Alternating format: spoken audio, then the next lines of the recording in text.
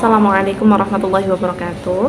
Sebelumnya perkenalkan, nama saya Saidatul Maghfirah, NIM 530 2022 0007.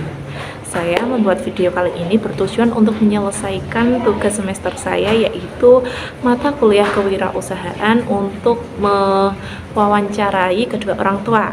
Akan tetapi di sini karena ada halangan, saya mewawancarai teman saya yang berpengalaman tentang bisnis dan kewirausahaan. Di sini narasumber saya yaitu Mbak Nawariyatul Hasanah. Silahkan Mbak Nawa, perkenalan. Halo, Assalamualaikum warahmatullahi wabarakatuh. Perkenalkan, nama saya Nawariyatul Hasanah. Saya apa lagi? Alumni mana nih? Kebetulan saya dulu juga kuliah di UIN Salatiga, jurusan Bahasa dan Sastra Arab. Baru saja lulus di wisuda bulan Juli 2025 kemarin. Gitu. Semoga saya segera menyusul Mbak Nawa untuk Amin. segera lulus. Amin. Nah, dalam podcast kali ini, wawancara kali ini saya akan menanyakan mengenai pengalaman berbisnisnya Mbak Nawa. Kira-kira Mbak Nawa selama ini pernah berbisnis apa aja sih?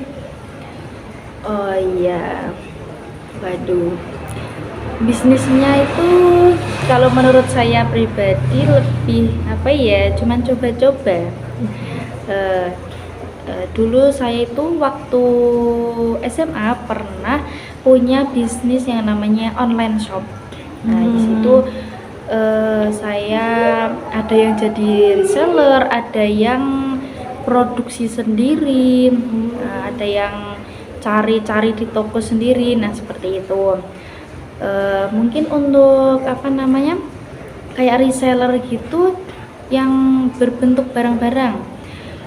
Dulu saya juga produksi sendiri, itu ada namanya kayak pakaian seperti gamis, baju tunik itu karena kebetulan ibu saya sendiri itu penjahit. Nah, jadi saya bagian marketingnya. Nah, ibu saya bagian produksinya. Iya. Setelah itu apakah ada bisnis lagi ketika kuliah atau setelah kuliah ini? Waktu kuliah itu dulu pernah sambil usaha makanan kayak jajan pasar gitu, terus dititipkan ke kayak penjual yang buka warung gitu ya di deket kampus gitu. Itu nggak bertahan lama karena juga sedikit bentrok sama waktu kuliah dan di pondoknya gitu. Berarti itu termasuk hambatan ketika berbisnis. Nah, ya. Terus apa sih yang kira-kira yang bisa melatar belakangi Mbak Nawa sehingga Mbak Nawa itu punya keinginan untuk berbisnis? Kalau dari dulu, selain yang namanya butuh dana, itu juga mengisi waktu, terus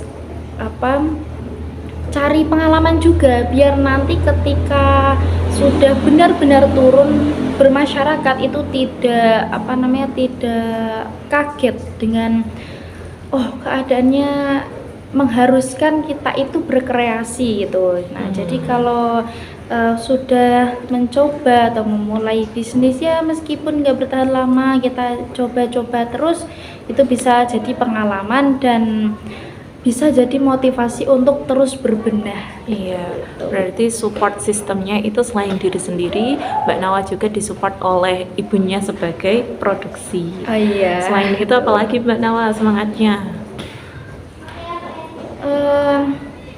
Mungkin semangatnya itu juga karena saya kan juga tipe suka berjualan.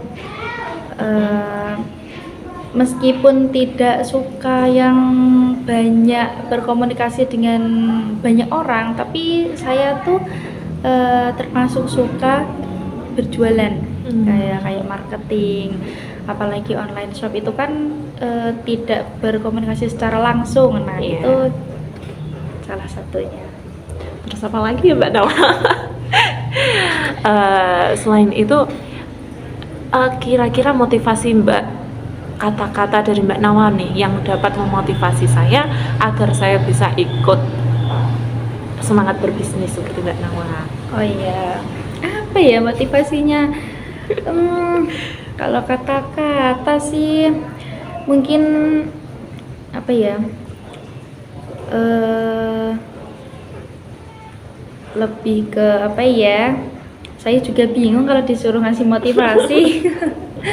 Mungkin lebih kayak gini, jangan lelah untuk belajar dan berusaha, karena adanya kita tahu bahwa kita salah, itulah bukti dari bahwa sebenarnya kita itu sudah berusaha. Iya, itu berarti salah satu mindset Iya. dari seorang pengusaha. Terus sebelumnya ya Mbak Nawa, sebelum saya menyelesaikan tugas ini, Bapak dosen saya mengirim salam kepada narasumber saya. Oh iya. Saya ucapkan assalamualaikum dari Bapak Turjaun selaku dosen saya. Oh iya. Salam kembali untuk Bapak Turjangun. Kebetulan dulu saya juga diampu oleh Bapak Turjangun di mata kuliah yang sama juga, yaitu kewirausahaan. Oh, keren Gitu. sekali ya Bapak Turjaun. Iya lah Bapak. Iya. Terus ini juga dalam kisah-kisahnya bapaknya pesan dan kesan dalam berbisnis itunya apa sih, pesan dan kesannya, kesan ketika berbisnis. Iya. Kalau kesannya untuk berbisnis itu yang penting kita suka dulu ya, kita senang, nah nanti kita menjalaninya pasti senang juga. Enjoy Nah, gitu ya. kalau misal ada hambatan ya jangan langsung kayak suntuk, kayak murung gitu. Pokoknya tetap terus maju, terus belajar seperti itu. Oke, berarti dari diri kita sendiri kita Iya, itu harus pasti enjoy itu. gitu. Nah, kalau untuk pesannya, pesannya itu yang pertama kita itu harus niat dulu ya kan, niatnya terus ditata biar kita tuh enjoy terus. Terus yang kedua itu pahami pola berbisnisnya. Oh iya. Seperti itu. Nah, istilah-istilahnya karena zaman kan semakin modern terus kayak gitu kan, baik. Nah, itu jangan ya, kita kan platformnya itu banyak. Pokoknya itu harus dipahami.